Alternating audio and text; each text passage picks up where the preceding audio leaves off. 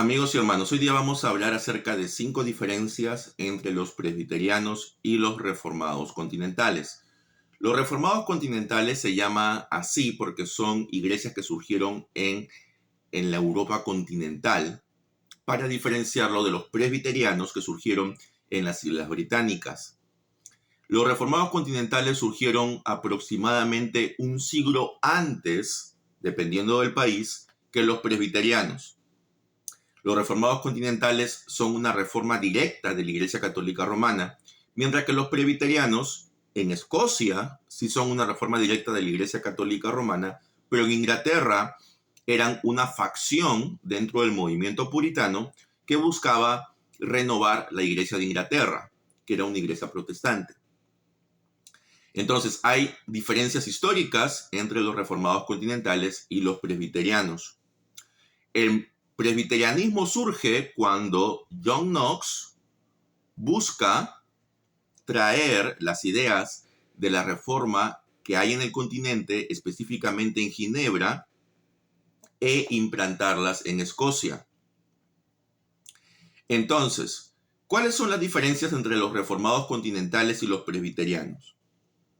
En primer lugar, tenemos que decir de que a nivel doctrinal, ambos grupos comparten aproximadamente un 95% de coincidencias.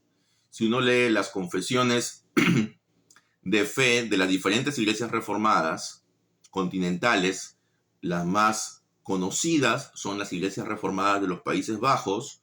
Tanto es así que a veces erróneamente se engloba como iglesias reformadas holandesas a todo el grupo de las iglesias reformadas continentales. Y eso es un error porque no todas tienen un origen holandés. Hay iglesias que surgieron en el sur de Alemania y cuya confesión es el Catecismo de Heidelberg. Hay iglesias que nacieron en Hungría y cuya confesión es la segunda confesión helvética. Hay iglesias que nacieron incluso en países como Polonia. Entonces, no todas tienen un origen holandés. Entonces, es un error decir Dutch Reform, reformados holandeses, a un conjunto de iglesias que tienen diferentes orígenes. Pero sí es cierto que las más conocidas o las que se expandieron más por el mundo fueron las iglesias reformadas con origen en los Países Bajos. Pues bien, si usted lee las confesiones de estas iglesias, que puede ser la confesión de La Rochelle, puede ser la segunda confesión helvética, puede ser la confesión belga, puede ser el Catecismo de Heidelberg, si usted lo lee y lo compara con los estándares de Westminster, la confesión y los catecismos de Westminster, que son la confesión de fe en las iglesias presbiterianas, se va a dar cuenta que en un 95% o más hay coincidencias. Pero hay algunas pequeñas diferencias, sobre todo en cuanto al gobierno eclesiástico. Y aquí vamos a indicarlas. La primera diferencia es en cuanto a la redacción de las confesiones. Las confesiones de las iglesias reformadas continentales son confesiones más con un lenguaje más genérico, mientras que los estándares de Westminster tienen un lenguaje más específico, más detallado. Entonces, por poner un ejemplo claro, en cuanto a la creación, la confesión belga dice que Dios creó de la nada todo lo que vemos, pero no especifica en cuánto tiempo. Mientras que la confesión de fe de Westminster se indica que lo hizo en un periodo de 6 días. Ahora, aquellos que sostienen el creacionismo de tierra joven dicen de que la confesión favorece su postura al indicar explícitamente que lo hizo durante 6 días. Pero hay discusiones acerca de esto porque en las actas de la asamblea se indica de que habían algunos que querían que en la confesión se exprese que fueron 6 días de 24 horas. Pero la parte de 24 horas cada uno quedó fuera de la redacción final de la confesión, con lo cual podría entenderse de que la confesión no adopta explícitamente una posición de tierra joven. aunque sí podría entenderse así, mientras que en la confesión belga solo indica el acto de la creación, pero no especifica el periodo de tiempo. Entonces, aquellos que son creacionistas de tierra joven, ellos estarían más contentos probablemente con la frase que está en la confesión de Westminster. Y así en otros temas, ¿no? Entonces, la confesión de Westminster y los catecismos, sobre todo el catecismo mayor, es mucho más detallado. La segunda diferencia, y quizás tiene relación con la primera, es la modalidad de suscripción. En las iglesias presbiterianas, solamente los oficiales de la iglesia, es decir, los ancianos y diáconos, ancianos docentes y gobernantes y diáconos, solo ellos están obligados a suscribir la confesión de Westminster y los catecismos. Los miembros de la iglesia no están obligados. En cambio, en las iglesias reformadas continentales, todos los miembros de la iglesia están obligados a suscribir la confesión. Entonces, por un lado, vemos las confesiones de las iglesias continentales son más amplias, tienen un lenguaje un poco más genérico, pero su suscripción es obligatoria para todos. En las iglesias presbiterianas, las confesiones, los documentos confesionales, son más estrictos, son más detallados, pero su suscripción es solo obligatoria para los oficiales. Y aún más, los oficiales no están obligados a suscribir en toda la confesión. Ellos pueden tomar excepciones. Entonces, en cambio, en las iglesias reformadas continentales, tienes que suscribir la confesión tal como está. Y todos los miembros de la iglesia. Esa es una segunda diferencia. La tercera diferencia es en cuanto a los cuerpos eclesiásticos permanentes por encima de la congregación local. Y eso se puede ver en el nombre de las denominaciones. En las iglesias presbiterianas se llama Iglesia Presbiteriana Ortodoxa, Iglesia Presbiteriana en América, Iglesia Evangélica Presbiteriana del Perú, etc. Es decir, en singular, es una sola iglesia a nivel nacional, que está compuesta por un número de congregaciones. En el caso de las iglesias del continente, por ejemplo, una iglesia dice United Reformed Churches of North America. Las iglesias reformadas unidas de Norteamérica, en plural. Es decir, utilizan el término iglesias en plural para indicar que cada iglesia local es una iglesia y que estas iglesias locales se unen bajo un modelo de federación de iglesias para formar la iglesia nacional. Mientras que en la iglesia presbiteriana se utiliza el término iglesia en singular para referirse a la iglesia nacional, en el modelo reformado continental se utiliza iglesias en plural.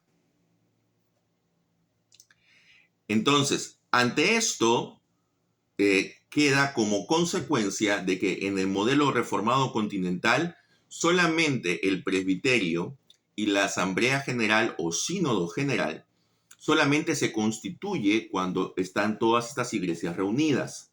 Es decir, el presbiterio no tiene una existencia fuera de la reunión, mientras que en el presbiterianismo el presbiterio existe de manera indefinida, de manera permanente.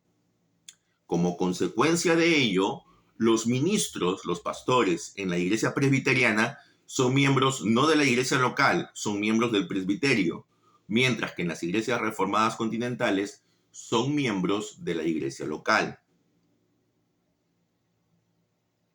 Entonces, allí hay una diferencia clara en cuanto a cómo se ven las cortes superiores. En el presbiterianismo hay un mayor énfasis en el presbiterio, mientras que en las iglesias reformadas continentales hay un mayor énfasis en la congregación local, en el consistorio. El consistorio tiene más poder usualmente en las iglesias reformadas continentales que lo que tendría en las iglesias presbiterianas. Y en las iglesias presbiterianas el presbiterio tiene, al menos en teoría, más poder que el que tiene en las iglesias reformadas continentales. Como consecuencia también práctica de esta visión, en las iglesias reformadas continentales, por lo general, la congregación es dueña de la propiedad donde se reúnen, del edificio, mientras que en las iglesias presbiterianas, usualmente el dueño del edificio no es la congregación local, sino es la iglesia a nivel nacional. Claro que en algunos casos esto ha cambiado por la mala experiencia que tuvieron en las iglesias apóstatas como PCUSA, y hay iglesias aquí en los Estados Unidos que la congregación local es la dueña del edificio. Pero si uno va a Europa, por ejemplo, se va a dar cuenta que originariamente en las iglesias presbiterianas siempre la iglesia nacional era la dueña de los edificios, no las congregaciones locales, porque la iglesia es vista como una sola entidad. Otra diferencia es en cuanto al tiempo de gobierno de los ancianos. En la iglesia presbiteriana los ancianos y diáconos son nombrados de por vida. Es decir, ellos van a gobernar de por vida. La única manera en que ellos dejan de ser ancianos es ya sea por renuncia o por destitución. Si no, ellos van a ser ancianos hasta el día en que se mueran. Pueden estar activos o no activos. En una iglesia donde hay muchos ancianos, para evitar, digamos, reuniones muy largas, ¿no? Con muchas opiniones, entonces lo que se hace es, se divide a los ancianos en clases. Entonces se dice, en este año estos ancianos van a estar activos. Pero eso no significa que los otros ancianos han dejado de ser ancianos. Ellos siguen siendo ancianos, pero no están ejerciendo activamente su ministerio. En las iglesias reformadas continentales, los ancianos no son elegidos de por vida. Son elegidos por un determinado periodo de tiempo, que puede ser 4 años, 5 años, y luego esto se puede renovar o simplemente pueden dejar de ser ancianos. Lo mismo ocurre con los diáconos. Entonces, esa es una diferencia, ancianos y diáconos de por vida en las iglesias presbiterianas y en las iglesias reformadas continentales por un periodo de tiempo. La última diferencia, la quinta diferencia, es en cuanto a los oficios. En las iglesias presbiterianas se entiende de que hay 2 oficios nada más, ancianos y diáconos, y que el anciano puede ser un anciano docente o un anciano gobernante. El anciano docente también se le conoce como pastor o ministro. En las iglesias reformadas continentales hay una mayor distinción entre el ministro, entre el pastor o ministro y los ancianos gobernantes.